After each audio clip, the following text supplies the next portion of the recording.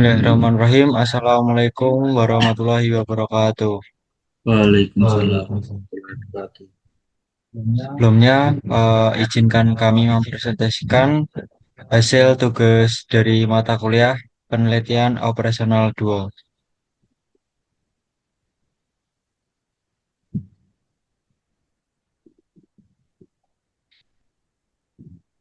Perkenalkanlah kami anggota kelompok penelitian operasional 2.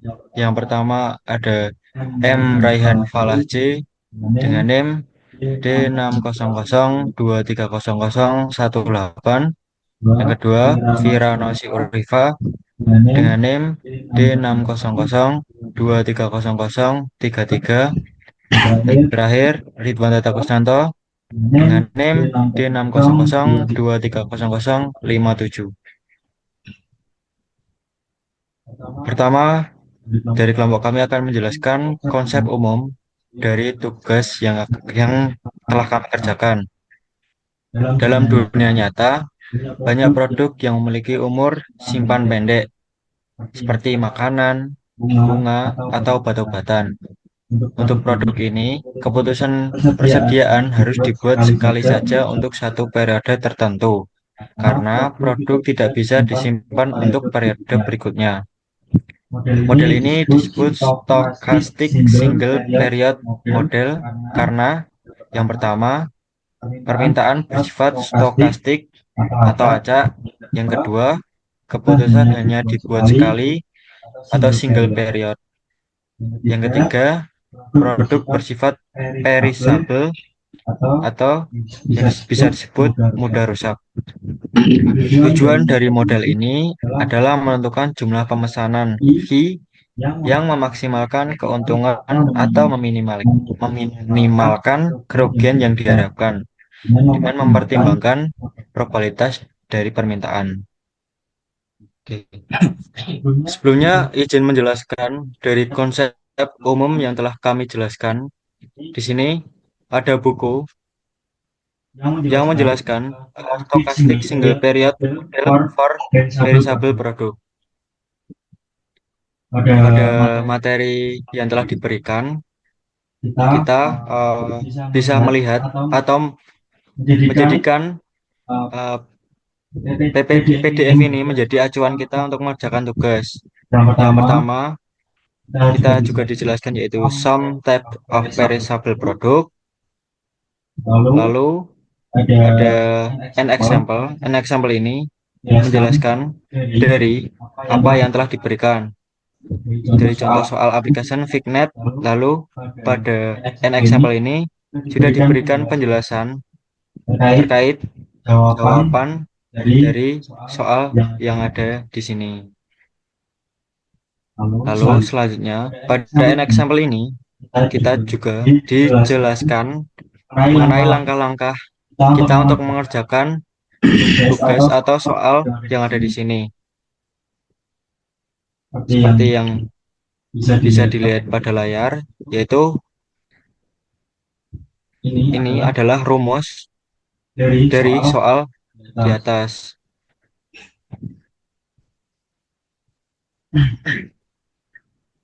Lalu selanjutnya pada materi 18.7 ini kita juga harus mengetahui model-model yang akan kami kerjakan. Dari model-model tersebut kita harus mengetahui dulu dari soal untuk soal tersebut menggunakan model apa. Dengan cara untuk mengetahuinya yaitu menganalisa dengan contoh seperti pada layar. Dari nomor 1, this application involves a single perishable product. Lalu 2, application involves a single time period because the product cannot be sold later. Yang ketiga, however, it will be possible to dispose of any unit of the product remaining at the end of the period. Yang keempat, there may be some initial inventory and then going into this time period. Lalu yang kelima, the only deviation to be met is the number of unit to order. Pada nomor 5 juga dijelaskan lambang-lambang untuk mengetahui model yang akan kami kerjakan. K yaitu order quantity, dan S stock inventory level after receiving this order. Lalu yang keenam, demand for withdrawing unit from inventory to sell them. Lalu yang terakhir nomor 7, after deleting the revenue if the demand were satisfied. Pada nomor 1 sampai 7 yaitu bagaimana cara kita untuk mengetahui model yang akan kami kerjakan. Lalu selanjutnya di sini juga dijelaskan analysis of the model with no initial inventory and no setup cost. Pada analisis of the model with no initial inventory ini, kita juga harus mengetahui bagaimana cara kita untuk menganalisis model dengan cara no initial inventory and no setup cost. Jadi biar kita tidak meninggalkan atau biar kita untuk menggunakan barang itu sesuai apa yang kita butuhkan. Tidak meninggalkan inventory atau tidak meninggalkan barang-barang yang tidak terpakai. Di analisis ini juga dijelaskan rumus-rumus untuk kita mengetahui agar barang-barang yang akan kami buat atau kami kerjakan itu sesuai apa yang kami butuhkan. Lalu di application to the example ini jawaban atau langkah untuk mengerjakan dari analisis of the model di atas ini. Di application of the model ini juga sangat dijelaskan, sudah sangat dijelaskan langkah-langkah kita untuk mengerjakan dari soal yang ada di atas atau bisa digunakan untuk mengetahui barang-barang yang akan kami buat atau yang kami produksi itu tidak meninggalkan inventory. Lalu ada analysis of the model with initial inventory. Ini juga di sini juga dijelaskan mengenai seperti di atas, yaitu bagaimana cara kita untuk tidak meninggalkan inventory atau tidak membuang-buang biaya tambahan terkait dengan kita produksi. Di sini juga dijelaskan secara lengkap mengenai setup cost biar biaya yang akan kami buat itu tidak melenceng jauh dari apa yang kita perkirakan. Di sini mengoptimalkan inventory policy juga dijelaskan. Ada an approximate solution for the optimal policy demand as an exponential distribution. Pada materi ini kita dijelaskan mengenai exponential distribution. Model jadi ketika kita sudah menemukan model yang akan kami buat dan model tersebut masuk dalam eksponensial, di sini juga sudah dijelaskan mengenai rumus eksponensial sendiri.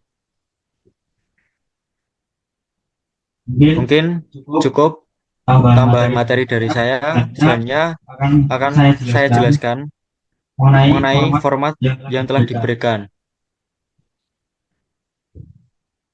Dari tugas yang telah diberikan, terdapat format yang harus dikerjakan. Berikut adalah penjelasan model persediaan untuk produk mudah rusak perishable produk dari Hillier and Lieberman 2015 bab 18.7 A. Stochastic single period model perishable produk halaman 842 sampai 854. Disusun dalam format yang pertama ada diketahui. Satu, jenis produk.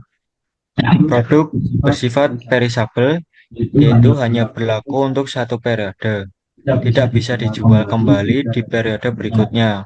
Contohnya, yaitu makanan segar, pakaian musim tertentu, bunga, koran, dan lain-lain. Yang kedua, ada model stokastik single periode. Hanya satu periode pengambilan keputusan dan permintaan bersifat acak atau random. Yang ketiga, ada permintaan dengan lambang D, yaitu bersifat acak, stokastik, dan memiliki distribusi probabilitas yang diketahui. Contoh, normal dan eksponensial. Yang keempat, biaya-biaya yang relevan. Yang pertama yaitu C, biaya produksi atau pembelian per unit. Ada lambang P, harga jual per unit. Ada lambang V, nilai sisa, salvage value jika barang tidak terjual. Yang keempat ada lambang H, biaya kelebihan stok dengan format C kurang FC kurang FC kurang V. Yang terakhir ada biaya kekurangan stok dengan rumus P kurang CP per CP kurang C. Yang kelima ada tujuan model. Selanjutnya, nomor 6 menentukan jumlah persediaan optimal dengan rumus S kali S pangkat kali S untuk meminimalkan total ekspektasi biaya atau memaksimalkan ekspektasi keuntungan. Yang terakhir, nomor 7, asumsi penting. Pertama, tidak ada pemesanan ulang atau biasa disebut one shot deviation. Yang kedua, tidak ada backordering, permintaan yang tidak terpenuhi dianggap hilang. Yang terakhir, tidak ada stok awal 1 sama dengan 0. Lalu format yang kedua yaitu B ditanyakan. Tentukan jumlah persediaan optimal S yang harus disiapkan agar yang pertama, resiko kelebihan dan kekurangan stok dapat diminimalkan secara optimal. Lalu yang kedua, total biaya ekspektasi minimum atau ekspektasi keuntungan maksimum.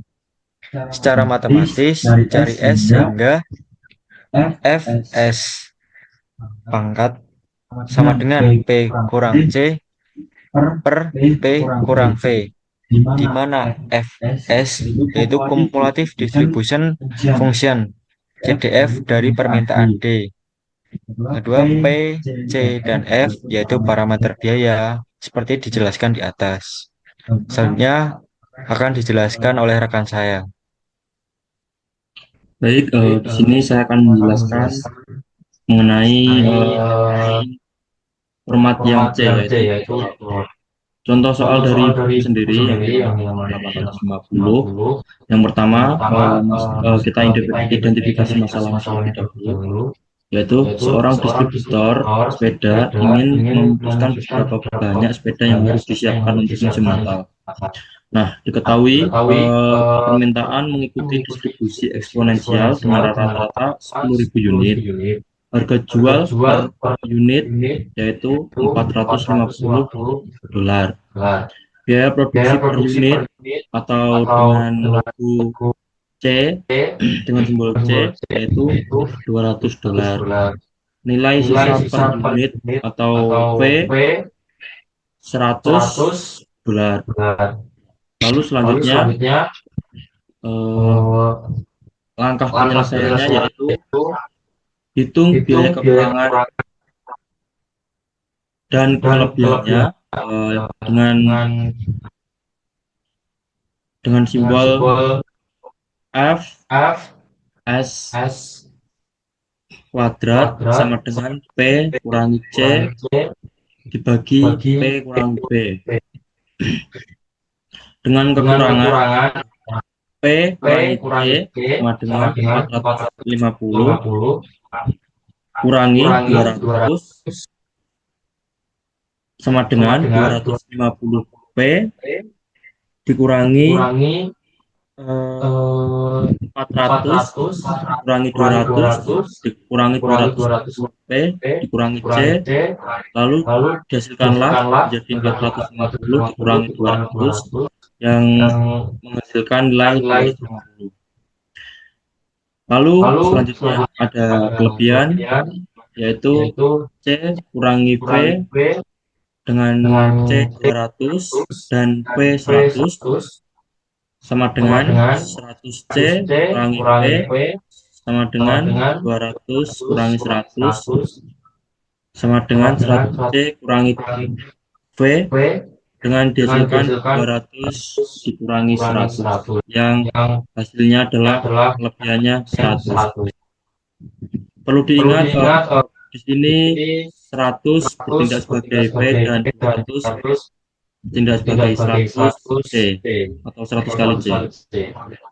Lalu selanjutnya critical ratio atau rasio kritis yang diartikan atau disebutkan dengan rumus P kurangi C dibagi dengan P kurangi V dengan hasil P pengurangan dengan C yaitu 250 dan dibagi dengan P kurangi V dengan 350 dan menghasilkan dengan hasil 0,7143. Selanjutnya yang ada karena permintaan potensial atau rata-rata 10.000, maka F dengan rumus F kali Fs kali sama dengan 1 S per 10.000. Selanjutnya substitusi ke rumus 1 kurangi E kuadrat min S per 10.000 sama dengan 0,043 dan dihasilkan E kuadrat min S per 10.000 dihasilkan menjadi 0,2857. Lalu perhitungan selanjutnya S kuadrat min S kuadrat per 10.000 sama dengan 0,2857 yang diartikan S kuadrat adalah minus 10.000 dengan hasil akhir yaitu 11,567. Selanjutnya kesimpulan model stochastic single period untuk produk rusak periodic product adalah alat penting dalam pengambilan keputusan persediaan ketika hanya ada satu periode penjualan dan permintaan bersifat ada. Dengan mempertimbangkan biaya kekurangan dan biaya kelebihan stok, ini membantu menentukan jumlah pesanan optimal S kali menggunakan pendekatan rasio kritis yang dengan rumus F S kuadrat sama dengan P kurangi C per P kurangi V. Contoh soal pada halaman 850 Hillier dan Lee Berman 2012 menunjukkan bagaimana pendekatan ini diterapkan dalam situasi nyata seperti penentuan jumlah sepeda seperti pada contoh kasus tadi, sepeda yang harus disediakan oleh distributor untuk musim liburan atau Natal. Dan inti dari model stochastic single period yaitu yang pertama menghindari kerugian karena kekurangan stok tidak bisa memenuhi permintaan.